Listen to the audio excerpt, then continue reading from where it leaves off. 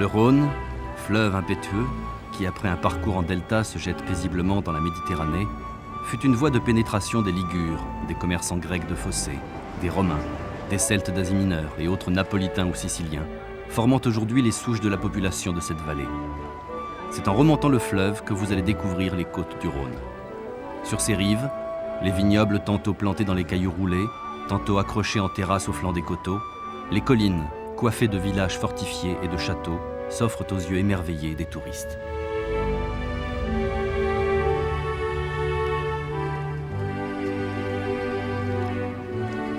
La présence à Arles comme à Orange, à Nîmes et à Vienne de théâtres antiques et d'arènes marque l'empreinte de la civilisation romaine tout au long de ce fleuve.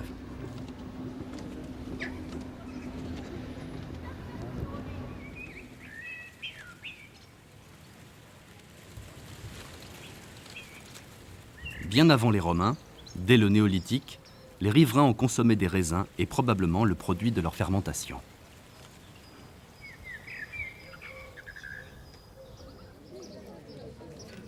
Les Gaulois, c'est bien connu, étaient amateurs de vin, de ceux qu'ils importaient en échange de métaux et d'esclaves, mais aussi de ceux qu'ils produisaient avant même la conquête par Jules César. Quittant Arles et ses vestiges antiques, escale après escale, sur 200 km, les touristes venus du monde entier vont remonter le Rhône et découvrir les vignobles qui comptent parmi les plus vastes de France.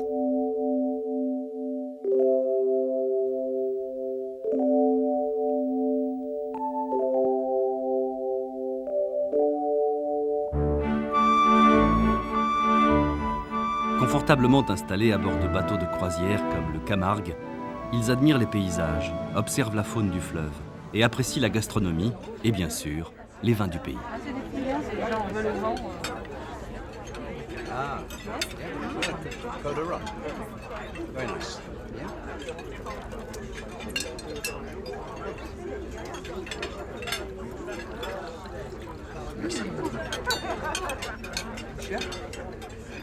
Taste.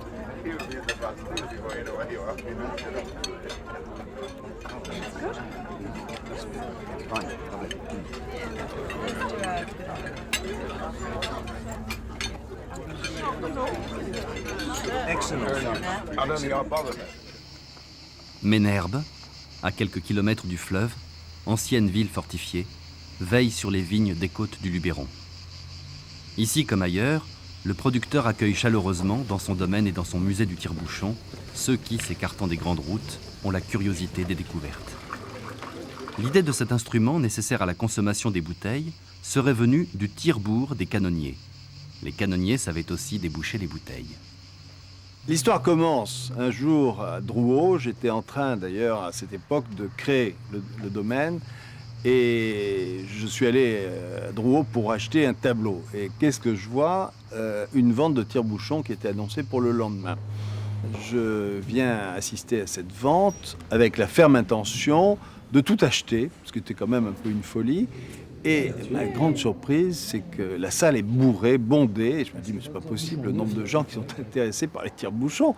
C'est incroyable. Celui-là est très bien. Celui-là est bien. Mèche pleine pointée, les mesures, mèche de gaucher. Mèche de gaucher. Un de mes amis commissaires-priseurs m'avait dit, tu achètes le premier lot à n'importe quel prix, le second à n'importe quel prix.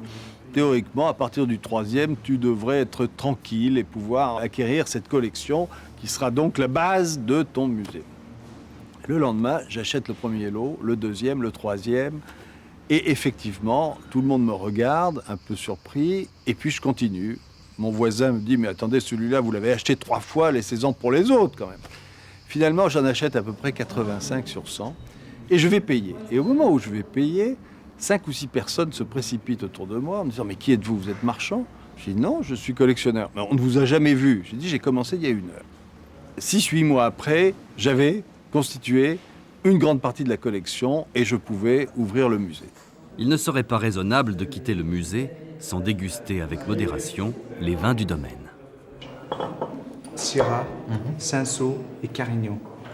Et c'est un vin frais à boire à midi comme apéritif avec des grillades. C'est pas trop complexe. Nous divisons notre production en 3, si je puis dire. les vignes qui ont plus de 30 ans en moyenne, les vignes qui ont entre 15 et 30 ans en moyenne et les vignes qui ont moins de 15 ans. Et naturellement, la productivité est un élément, un facteur déterminant pour la qualité du vin. Les Côtes de Luberon, nous faisons partie de la vallée du Rhône, c'est-à-dire que nos cépages sont quand même plutôt ceux de la vallée du Rhône, principalement rouge, Syrah et Grenache, mais il y a les Cinsault, le Grenache blanc, le Mourvèdre, etc., etc. En dehors de ça, bon, il est évident qu'on peut avoir d'autres cépages. Bon, moi, j'ai planté du vionnier parce que j'adore le vionnier. On a un blanc, évidemment, agréable dans notre pays. On fait 25-30 hecto-hectares. Donc, on a un résultat tout à fait satisfaisant. Et étonnant pour les gens. Ici, le risque, c'est d'avoir des orages, des pluies très fortes. Ici, il ne pleut pas pendant des semaines. Et alors, tout d'un coup, il se met à pleuvoir, comme beaucoup. Et s'il fait chaud, ce qui est généralement le cas à ce moment-là, la pourriture s'installe en 24 heures, 48 heures. Donc il est important de surélever un petit peu le grappe de manière à éviter l'humidité du sol. Alors, évidemment, le bienfaiteur, ici, c'est le Mistral. Il sèche. On adore le Mistral. Les touristes ne l'aiment pas beaucoup, mais nous, on adore le Mistral parce que c'est vraiment un allié objectif. 35 km au nord, les dentelles de Montmirail offrent aux randonneurs des sentiers agréables qui serpentent dans le vignoble d'un vin doux naturel, le muscat de Baume de Venise.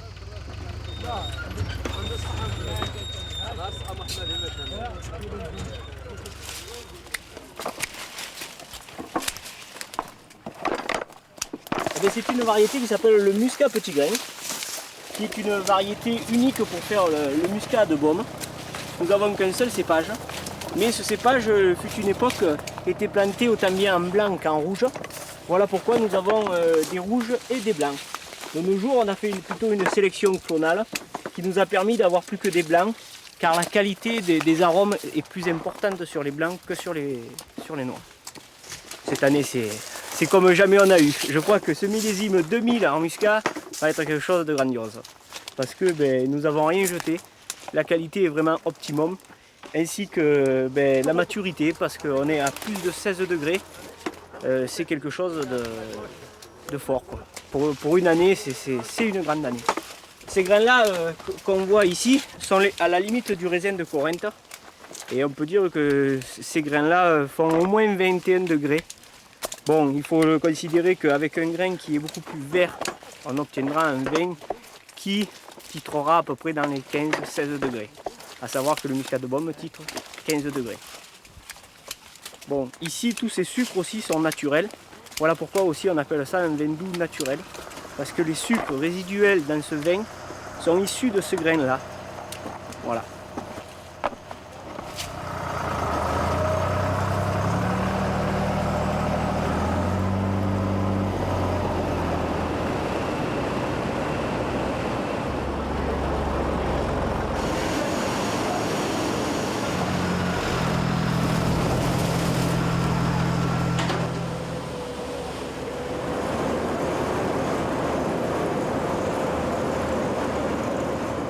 Apportés à la coopérative qui fut créée en 1956, les raisins sont mis en cuve, puis refroidis pour retarder le départ de la fermentation afin d'assurer l'extraction des arômes. C'est la macération pelliculaire qui dure entre 6 et 11 heures.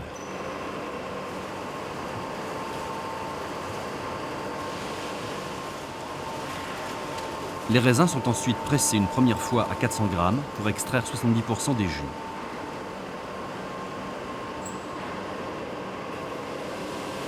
Un deuxième pressurage à 6 bars complète l'opération.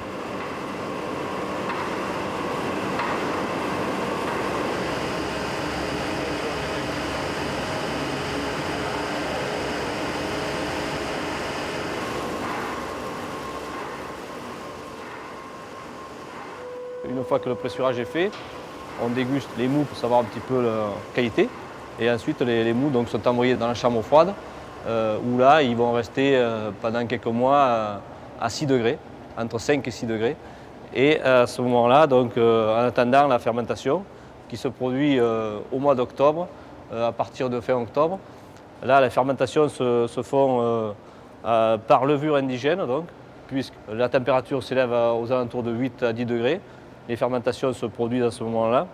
Dès qu'on est à 1050 de densité, on a un mutage à l'alcool neutre de raisin qui s'effectue entre 5 et 10% et qui permet d'arrêter la fermentation.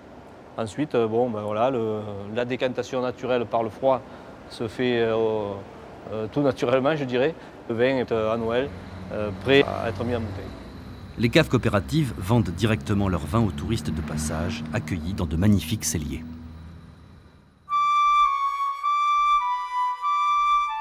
La tradition locale rappelle que ce sont les papes d'Avignon, régnant sur le comtat venessin, qui développèrent au XIVe siècle ce vin doux de Muscat.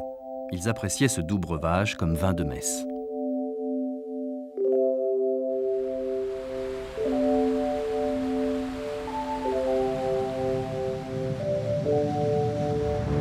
Le Camargue, remontant le fleuve, va faire escale à Avignon.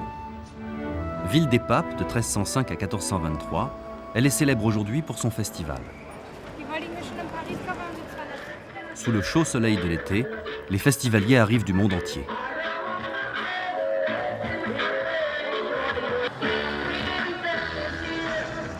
Le festival officiel réunit chaque année plus de 100 000 spectateurs, 40 spectacles dans 20 lieux, dont la splendide cour du Palais des Papes. Les centaines de spectacles du festival Off investissent la plus petite salle, la cour la plus minuscule, les rues, les trottoirs et même les bistrots.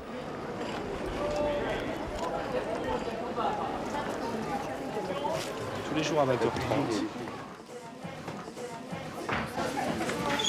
Non, je vous assure, ça ne m'a pas fait mal, pas du tout. D'ailleurs, c'était de ma faute. Jean Villard, fondateur du festival en 1947, fréquenta jusqu'à sa mort en 1971 l'Auberge de France, propriété de la famille Tassan. Aujourd'hui à la fois œnologue et acteur, Christophe Tassan raconte ses histoires vineuses à la Maison des Vins, devant un parterre captivé par son accent de Provence et son habileté à décrire les crus issus des côtes du Rhône. C'est l'histoire d'un petit garçon, il y a 6 ou 7 ans, là, et qui habite à la campagne. Ce petit garçon vit dans une famille, je qualifierais de méridionale, méditerranéenne. C'est dans cette famille, chacun a une utilité. Il y en a qui s'occupent du jardin. Celui qui s'occupe du jardin, c'est le papé. Et puis après, il y a les autres qui travaillent, et le petit tout qui va à l'école. Et quand ils reviennent de cette école, le petit tout, là, son plaisir, c'est toujours d'être collé au basque de son papé. Parce que le papé, bon, il amène travailler un peu avec lui, et puis il lui donne plein de secrets. Et puis voilà que ce petit, il est content parce qu'il a ce droit à son verre de piquette quand il travaille. Un jour, il est tout seul à la maison, et puis il gratte son plant de tomates, il gratte son plant de maïs, il surveille sa pomme de terre que le papé lui a plantée, il dit « Aujourd'hui j'ai travaillé, ils sont tous partis, je vais prendre mon verre de piquette ». Il va à la cave, tape tarapin, et il se sert son verre de piquette auquel il a droit. « Oh, celle-là de piquette, elle a une autre couleur que l'autre. Hein. » Il boit son verre, « Oh, c'est qu'en plus, elle a un autre goût que l'autre de piquette, celle-là. » Je crois que depuis ce jour-là, j'ai toujours voulu savoir ce qu'il y avait dans les bouteilles et puis le faire savoir après. Côtes-du-Rhône 99, qui vient du domaine Paul Otard. Paul Otard, c'est un vigneron de Châteauneuf-du-Pape. Côtes-du-Rhône 99. Finalement, ce fruit rouge, il l'a dans le vin. Il nous dit bien que c'est du 99. Ce côté brillant, rubis, cette robe de cerise. C'est un aspect de jeunesse, logique. Après, l'expression aromatique. Ah, il est un peu plus bavard que le dernier blanc, celui-là. Un peu des fruits rouges, pas facile à définir, encore un caractère un peu épicé, presque poivre, noix muscade, un peu réglisse. Alors, il y a un caractère important dans ce vin, c'est cet aspect un peu vineux. Vous allez me dire, ça sent le vin rouge. Eh bien, cet aspect vineux, c'est le tempérament des Côtes-du-Rhône. Ces vins qui sont faits avec les raisins, qui sont surmûris par le soleil, ça donne des raisins très sucrés et des vins forts en alcool. Alors, pour éviter d'utiliser ce terme maintenant qui devient blasphème, je préfère parler de force, de chaleur, de générosité, de côté brûlant, si vous voulez, à l'extrême. Bah, c'est un peu plus poétique que finalement l'alcool.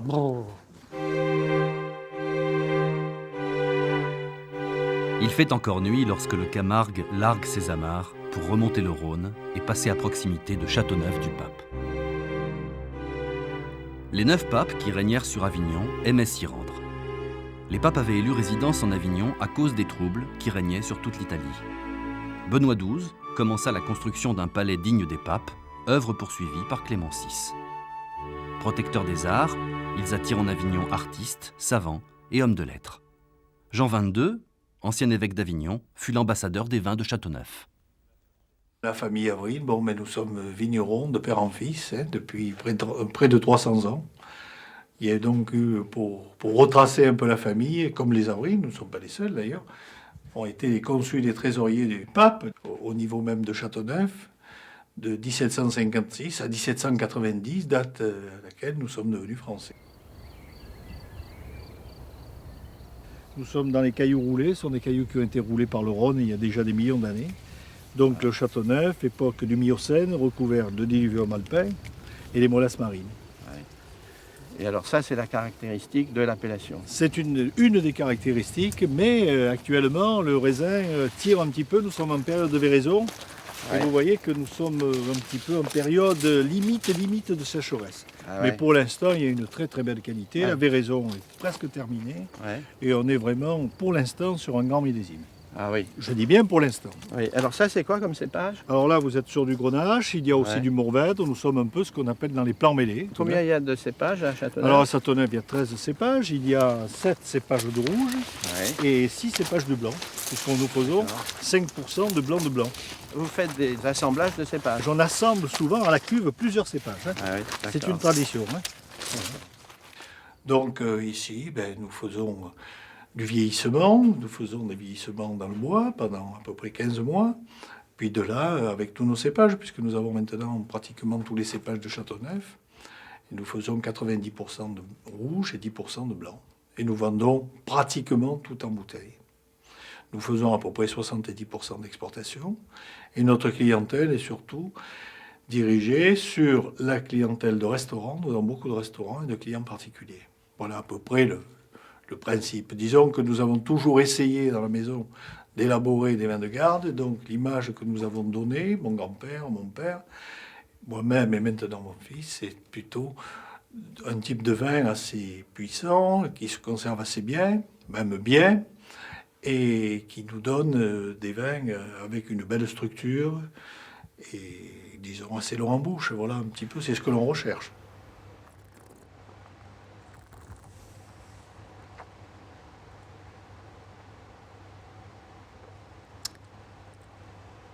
Belle structure.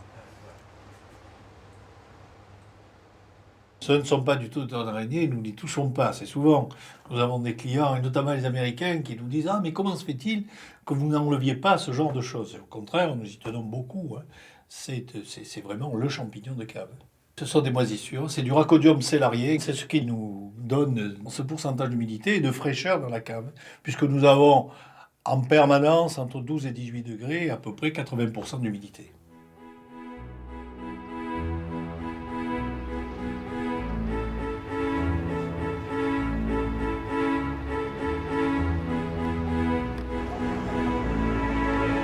À partir de Donzère-Mondragon, les rives du Rhône se resserrent. Les écluses qui jalonnent le canal sont de plus en plus hautes. Celle de Bolène a 23 mètres de dénivellation.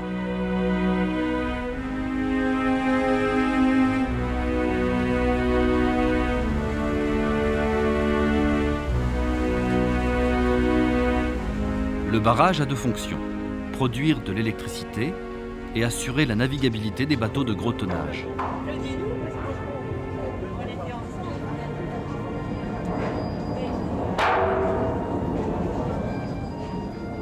Le Camargue mesure 110 mètres de long et 11 mètres de large, tandis que l'écluse n'en fait que 12.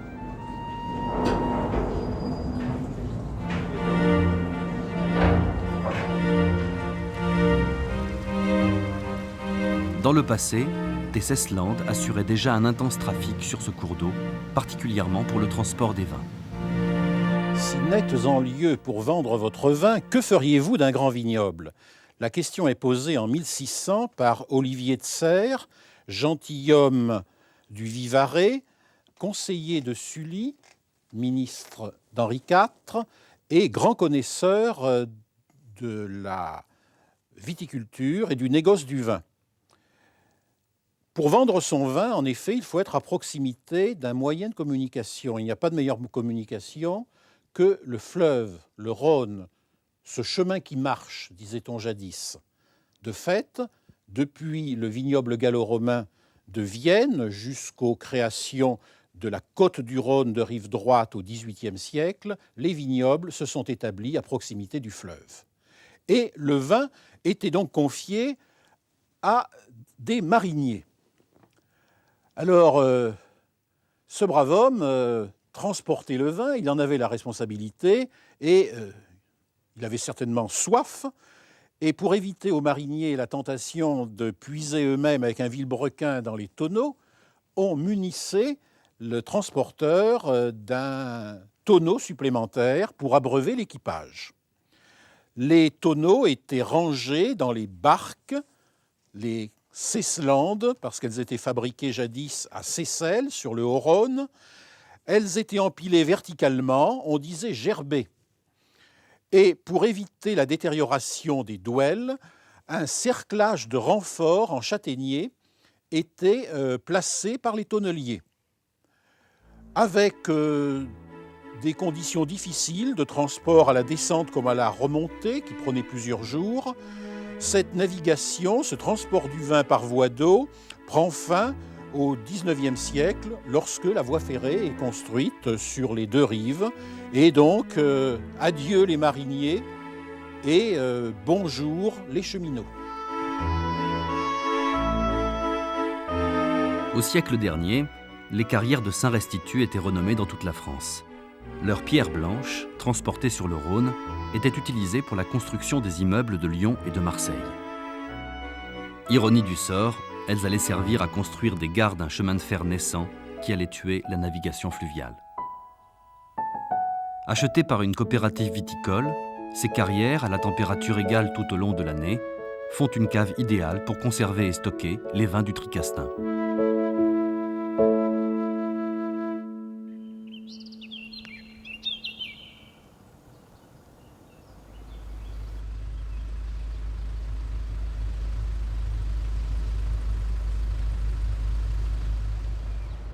En reconnaissance au baron Leroy de Boiseau-Marié, la ville de Sainte-Cécile-les-Vignes, les producteurs et les négociants des Côtes-du-Rhône ont érigé ce buste, inauguré en grande pompe par le baron lui-même, avec tout l'humour qui animait ce grand personnage. Producteur à Châteauneuf-du-Pape, il fut un des créateurs du prestigieux système français des appellations d'origine contrôlée et fondateur de l'appellation Côtes-du-Rhône. Il présida aussi, dans les années 60, l'Institut national des appellations d'origine et l'Office international de la vigne et du vin.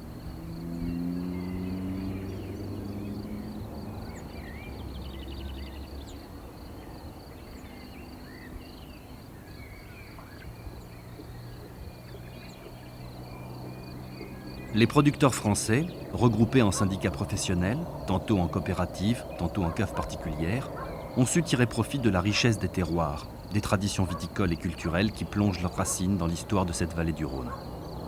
Dans le même temps, ils se sont imposés un ensemble de lois et de règlements.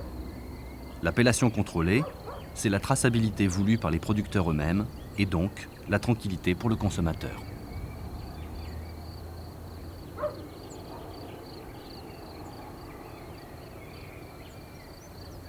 Installés dans des fermes opulentes au milieu des oliviers, les viticulteurs modernes offrent dans les gîtes ruraux à la fois l'hospitalité dans leur maison et à leur table les vins de leur vignoble, les olives et les huiles des moulins voisins, les truffes des chênaies du Tricastin et les produits de l'agriculture locale.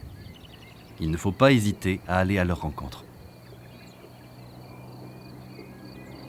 On a créé les chambres et la table d'hôte, ça fait exactement 20 ans. Alors on avait cette grande maison qui était vraiment prédisposée à faire cette activité et je crois que c'est aussi une activité très complémentaire de la viticulture qui nous permet bien évidemment de parler du vin à nos hôtes, de faire des dégustations, de sensibiliser les gens au vin. J'émince les truffes un peu à l'avance parce que c'est mieux de les laisser en contact avec les œufs pour que les œufs prennent bien le parfum de la truffe. Avant de faire cuire, j'ajouterai quelques petites parcelles de beurre et du sel, et c'est tout.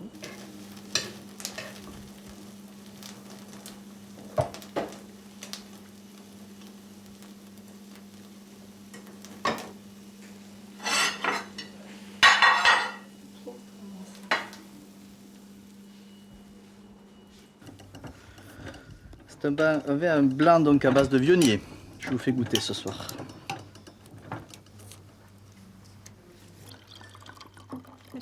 Voilà, donc c'est du 99. Les vins blancs, bon, peuvent se boire relativement jeunes, donc je crois qu'on profite un petit peu de leur fruité, on profite un petit peu de leurs arômes. Donc c'est assez intéressant de déguster des vins jeunes. Ah, ça, c'est omelette aux truffes. Voilà, c'est une petite omelette aux truffes, bon, une petite amuse-bouche.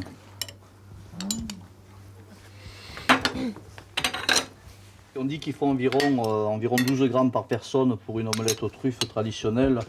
Bon, mais nous, région productrice, on force un petit peu la dose et vous en avez un petit peu plus. C'est dommage de venir dans une région productrice et juste saupoudrer, si vous voulez, de truffes. Donc voilà, le nom scientifique, donc c'est Tuber melanosporum. Donc truffe dite du Tricastin. Messieurs, dames. Nous recevons beaucoup d'étrangers qui ne connaissent quelquefois pas le vin, la viticulture, la vinification et qui, lorsqu'ils repartent du domaine, grâce aux chambres, grâce à la table le soir, sont un petit peu plus sensibilisés aux produits, appréhendent le vin d'une façon un petit peu différente. Le vin, ce n'est pas une boisson seulement où on prend le verre et on le boit, le vin on en parle, le vin on le déguste, le vin on le sent, on le regarde. Donc je crois qu'on essaie dans la mesure du possible de sensibiliser un petit peu les gens. Après les plaisirs de la table, les Cornillons inviteront certainement leurs hôtes à se rendre à Grignan. Tout l'été, la cour du château résonne des spectacles de musique et de théâtre. Ce soir, L'Étourdi de Molière.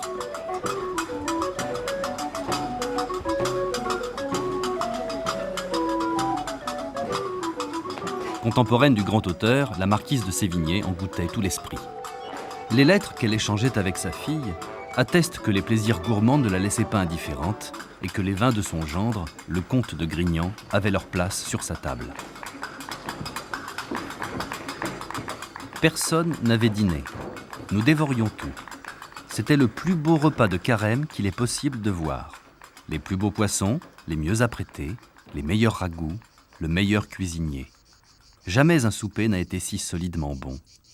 On vous y souhaita bien sincèrement, mais le vin de Saint-Laurent renouvelle si extrêmement votre souvenir que ce fut une charmaille de petits verres qui faisait bien voir qu'il venait de chez vous. De château en château, de vignoble en vignoble, du théâtre de la Marquise à l'université du vin, nos pas nous conduisent au château de Suse-la-Rousse, où l'on enseigne la vigne, le vin, le terroir, la truffe et l'archéologie. J'ai la grande joie et le plaisir, maintes fois renouvelé depuis quelques années, de déclarer ouvert l'année universitaire 2000-2001. Par chance, il y avait quelques tessons, quelques céramiques dans la terre qui a bouché ces trous et qui ont permis de dater cette mise en place de vignobles des débuts du IVe siècle jusqu'à la fin du second siècle avant notre ère.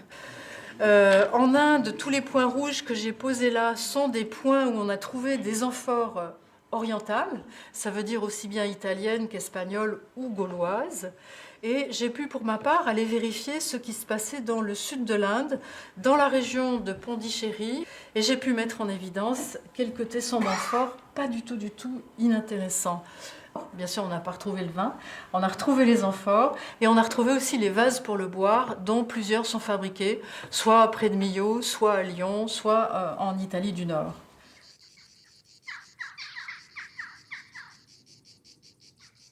L'Université du vin s'est créée en 1978. Elle a permis, grâce à un ensemble de viticulteurs et la profession vitivinicole qui voulait à la fois avoir un centre de formation adapté à leurs besoins à un moment où la viticulture devenait internationale, d'avoir des collaborateurs immédiatement utilisables sur les métiers du vin, plus particulièrement la sommellerie, le commerce du vin et les nouvelles technologies en général qui touchent le terroir, la viticulture ou l'œnologie. Un vin peut être nouveau sans qu'il soit primeur. En revanche, un vin primeur est toujours nouveau. D'accord? Je suis clair? Moi, je pense qu'il vaut mieux privilégier sur ce type de produit le côté aromatique, donc qui se à boire dans les 2 mois. Alors, deuxième vin, vous voyez, se présente de façon complètement différente. Malgré les apparences, c'est aussi un vin rouge, mais qui se présente sous une robe d'intensité assez claire. À l'examen des larmes, c'est un vin qui est fluide aussi. Si la qualité peut être qualifiée de simple, On a beaucoup plus de finesse que le précédent. On est sur évidemment des fruits rouges frais, non agressifs. Ces formations ont soit un caractère universitaire, soit un caractère de formation continue. Ainsi, dans le dernier cas, nous recevons 2000 personnes par an. Dans le cas des étudiants, c'est 200 personnes à peu près qui fréquentent l'établissement. Moi, je suis d'origine mexicaine. Avec mon mari, chef cuisinier, on a un projet d'ouvrir un petit restaurant, gastronomie. J'habite en Venezuela et je suis en train de me préparer pour un travail dans les vins, la vente de vins français en Amérique. Bon, j'ai fait cette formation dans le but de pouvoir être commercial dans le vin, dans le domaine du vin, donc de pouvoir évidemment vraiment bien pouvoir en parler. Je voulais faire import de vin français au Japon. Mais définitivement, je voulais faire un bar à vin au Japon. Voilà.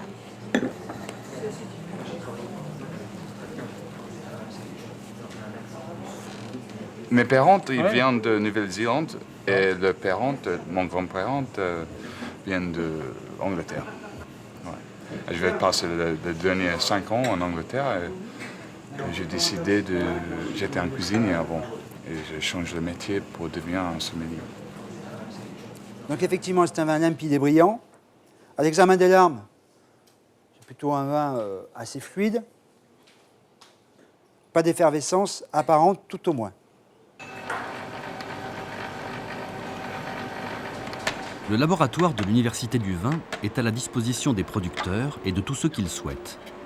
Il analyse les vins pour le contrôle qualité, il analyse aussi les terres avant les plantations ou en toute autre occasion. Il a étendu ses compétences aux plants de vigne et à la truffe, abondante dans la région. On y vient du monde entier.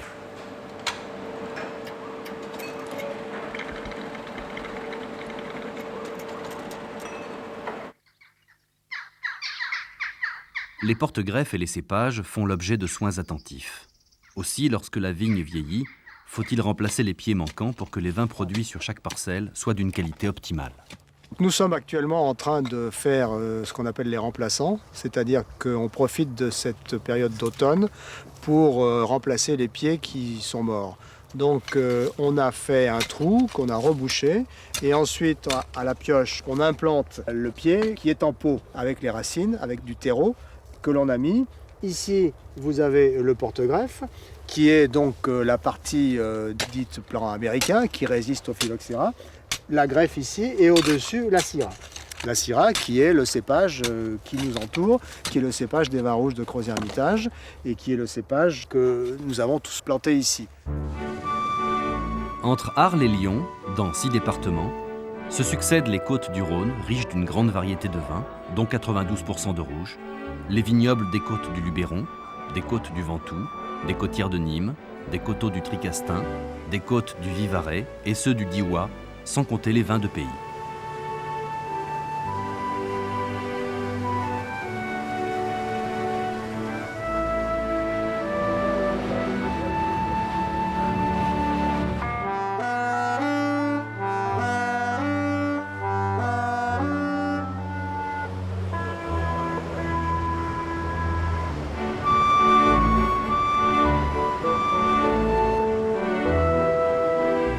On produit des vins effervescents à Saint-Péret sur la rive droite. Il y a aussi du Saint-Péret tranquille et à l'assaut du Vercors, la Clairette de Die et le Crément de Die, auxquels s'ajoutent leurs déclinaisons tranquilles, les Coteaux de Die et le Châtillon en Diois.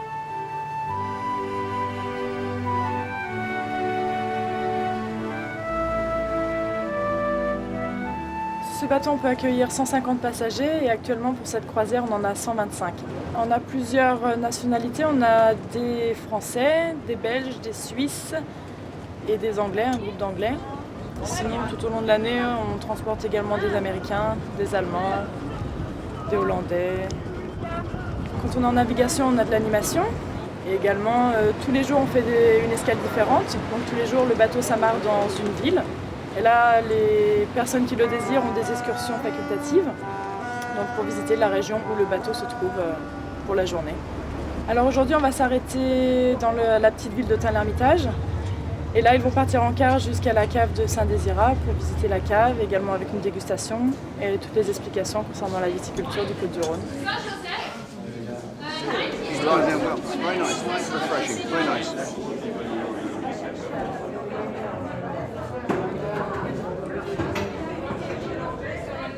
il y en a qui sont vieux. Donc dans les neufs, le vin reste 6 mois. Une fois que c'est devenu donc... Les côtes du Rhône se divisent en deux parties, qui donnent chacune au vin leurs caractéristiques particulières. Au sud, les côtes du Rhône méridionales, sous influence méditerranéenne, et au-delà de Valence, au nord, les côtes du Rhône septentrionales, encaissées entre les Préalpes et les Cévennes. de façon à ce que le goût ne soit pas trop fort et pas trop boisé. Les crus ou appellations communales complètent la production. Dans la partie méridionale, Châteauneuf-du-Pape, Gigondas, Vaquera, Tavel et Lirac. Dans la partie septentrionale, Condrieu, Château-Grier, Cros-Hermitage, Hermitage, Cornas et Saint-Joseph plantés au-dessus du village de Saint-Désirat. La cave coopérative a aménagé un circuit découverte sur ce vignoble difficile à travailler qui demande pour des vendanges entièrement manuelles une main-d'œuvre importante et variée.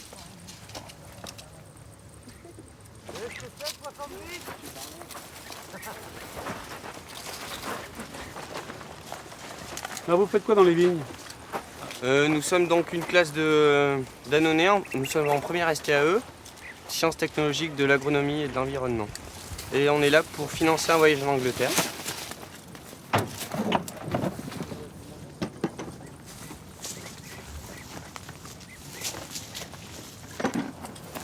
J'ai fait des études en pépinière fruitière ornementale, donc sur Saint-Paul-Trois-Châteaux, Romans. Et ensuite, donc, à la SEA d'origine, je suis le chef de culture, enfin le responsable de culture. Donc en fait, c'est moi qui ai pour but de faire une vendange qui est au mieux, enfin, soit vendange ou même au niveau vignoble, entretenir, etc., tout au long de l'année. Le domaine, c'est une société civile d'exploitation agricole. Et la cave est quand même majoritaire des parts. Et donc ensuite, il y a des actionnaires comme le personnel de la cave, des restaurateurs, des négociants en vin, etc., etc.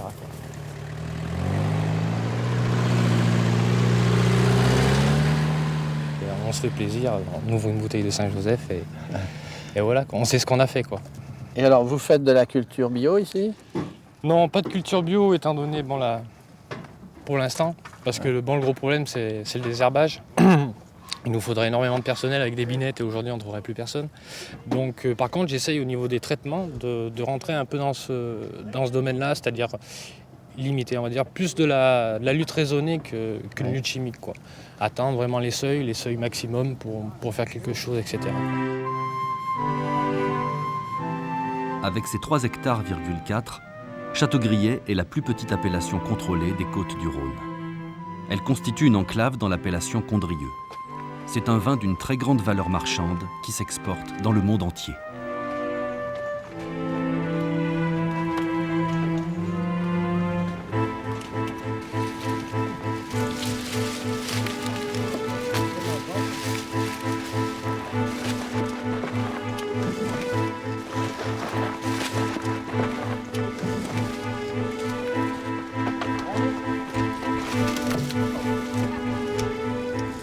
Je prépare mon diplôme d'œnologue à Dijon, à l'université de Dijon, voilà. Et là, je suis en dernière année, on nous demande de faire un stage durant 4 mois. Donc voilà, j'en profite pour le faire dans les Côtes-du-Rhône pour voir un peu ce qui se passe ailleurs.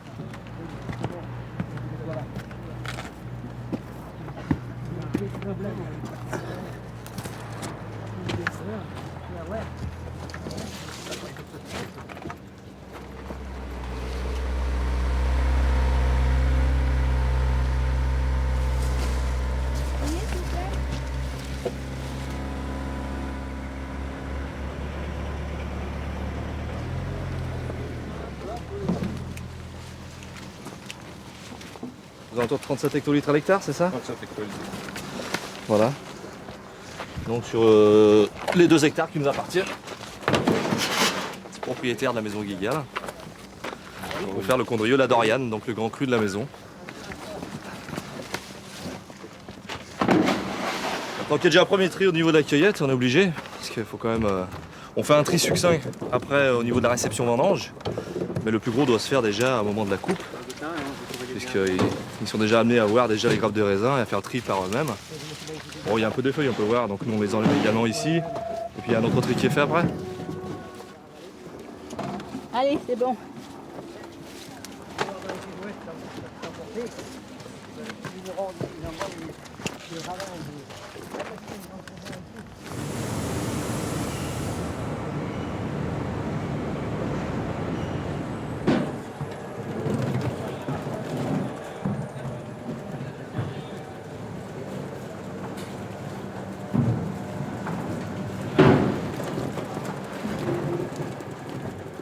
On aime bien compléter le tri à la maison parce que là, nous avons tout sous les yeux et nous sommes certains de la qualité de ce qui est pressé, de ce qui est mis dans les cuves.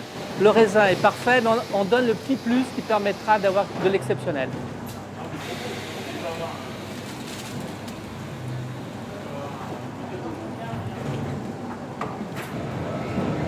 C'est des prises de mots en automatique.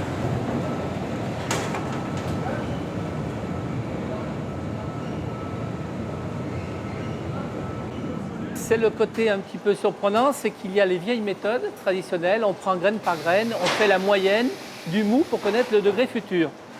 Et puis à côté, il y a un robot qui lui fait en continu la prise d'échantillons et on l'aura manuellement et on l'aura de façon électronique.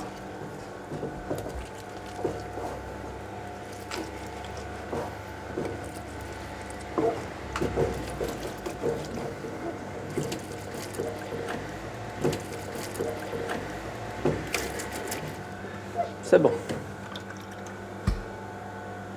Il faut homogeneiser.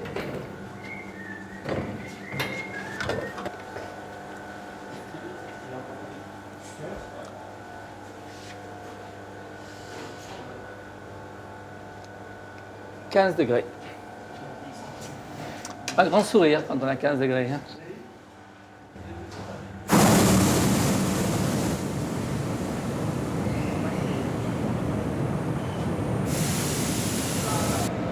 Voilà, donc là, on a les raisins qui sont en train de monter directement dans les pressoirs. Alors l'intérêt, c'est que ces raisins vont arriver dans des pressoirs et les ouïes, les fermetures du pressoir vont être bloquées pour que ce raisin reste à l'intérieur et que les pellicules macèrent dans le mou du raisin. Donc on appelle ça une macération pelliculaire. C'est une pratique qui était déjà utilisée à Condrieu il y a un siècle, donc qui est ancienne, mais c'est quand même une pratique qui reste assez rare aujourd'hui pour la vinification de vin. Et puis nous aurons le débourbage, donc au froid, toutes les parties en suspension vont se poser et on aura un jus qui sera un mou, qui sera clair et on pourra avoir une fermentation alcoolique qui pourra démarrer doucement dans de très bonnes conditions. Alors qu'est-ce que c'est?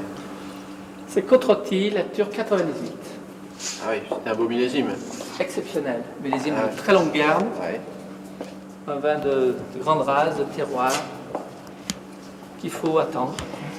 Mais on est patient parce que la politique de la maison, c'est de laisser vieillir le vin 3-4 ans en fût de chêne. Donc c'est pour ça qu'on a des murailles de fût, parce que le vin doit prendre son temps pour acquérir toutes ses qualités. Et comment vous avez appris à faire ce vin? Pour le vin rouge, j'ai tout appris de mon père. Mon père qui est arrivé ici à l'âge de 14 ans, comme vigneron d'abord. Il avait certainement des aptitudes. Et puis, ça a été une grande passion, ce terroir, cette appellation. Et lui, il a su me la transmettre, me l'inculquer, et surtout m'expliquer, me montrer les avantages de toutes les méthodes traditionnelles au niveau élevage, culture de la vigne. On a un vignoble exceptionnel à Côte-Rôtie, personnel, qu'on exploite. À Condrieu, de même, nous avons 2 vignes exceptionnelles, qui produisent la Doriane, et puis on achète sur pied des raisins qu'on vinifie. Ici, dans le nord de la vallée du Rhône, les vignes sont en terrasse, tout est manuel. C'est un travail qui est très difficile et qui demande beaucoup de main-d'œuvre. Alors nous avons pratiquement autant de vignerons que d'employés à la maison. Et c'est une bonne solution d'acheter les raisins sur pied, puisqu'on a un rôle de conseil au cours de l'année. Et on vinifie le vin selon nos propres critères et on les lève évidemment de la même façon que les raisins qu'on récolte.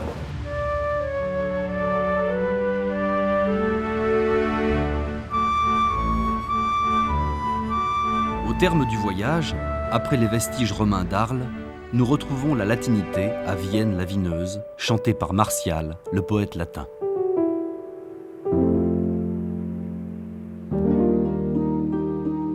musée voisin de Saint-Romain-en-Galles, sur la rive droite, les mosaïques gallo-romaines témoignent, comme dans le sud, de la richesse culturelle de ce port fluvial.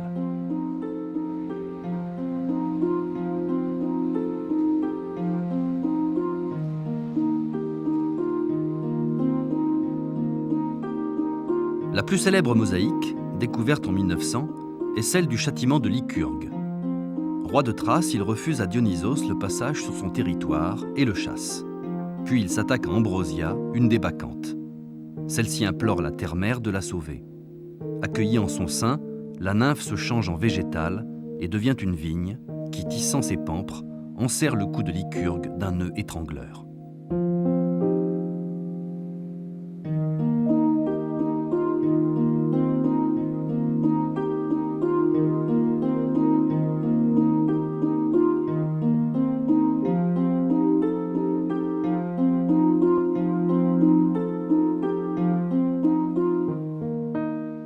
Les Gallo-romains consommaient énormément de vin, mais leurs ancêtres, les Gaulois, en avaient consommé des quantités considérables. Ce sont des millions d'amphores de vin qui ont été importés en Gaule avant 58, avant la conquête de la Gaule par César. Et la tombe aristocratique gauloise du 5e siècle comprend toujours un service à boire, où on a la passoire qui sert à filtrer le vin, le cratère corinthien ou athénien dans lequel on mélangeait le vin avec de l'eau avant de le consommer, et puis naturellement les coupes ou les ritons dans lesquels on buvait le vin une fois qu'il était préparé.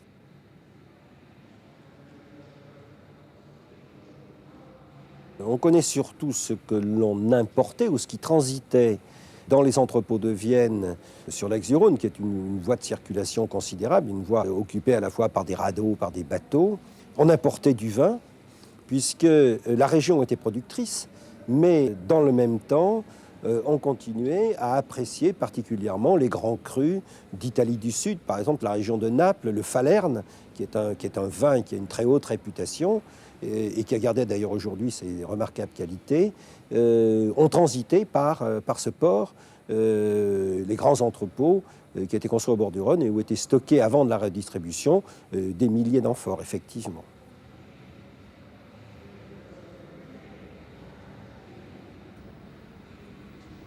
La pyramide romaine témoigne encore aujourd'hui de son passé, qu'illustre l'un des plus célèbres restaurants de la vallée du Rhône.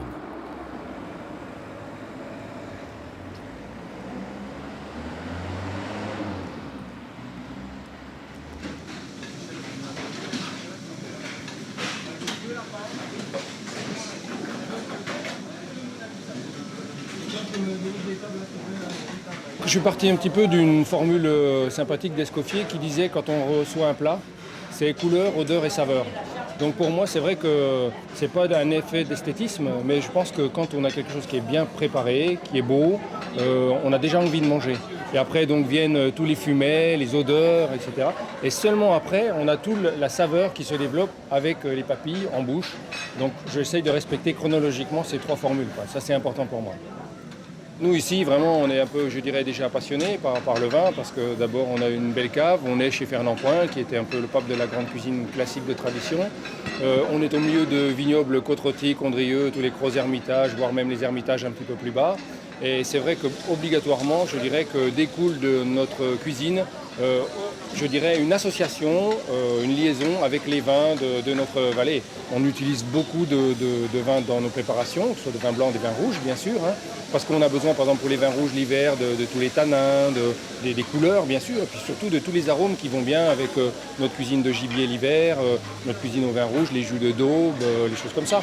Étant au milieu d'un vignoble, ça permet d'aller chercher des fois dans les sources de ce qui s'est fait anciennement, et puis de les remettre au goût du jour, parce que les gens mangent quand même différemment, se comportent différemment vis-à-vis de la table, et viennent chercher aussi, bien sûr, nonobstant la cuisine, mais les bons vins, l'accueil, le service, le sourire, la gentillesse, l'ambiance et l'atmosphère aussi d'un restaurant, il y est pour beaucoup. Là, bon, en ce moment, par exemple, des fois l'après-midi, l'hiver, je donne des cours à des dames qui sont des férus de cuisine, donc en leur donnant des trucs et des astuces. Bon là, aujourd'hui, je vais utiliser aussi les vins de la vallée du Rhône, par exemple, pour faire des déglaçages avec des jus de langoustine, avec un jus de veau, mais que je vais mélanger avec des épices, parce que c'est une belle cuisine d'hiver. Donc finalement, à chaque fois, le vin, c'est partie prenante complète de la cuisine, ça a toujours été. Ça.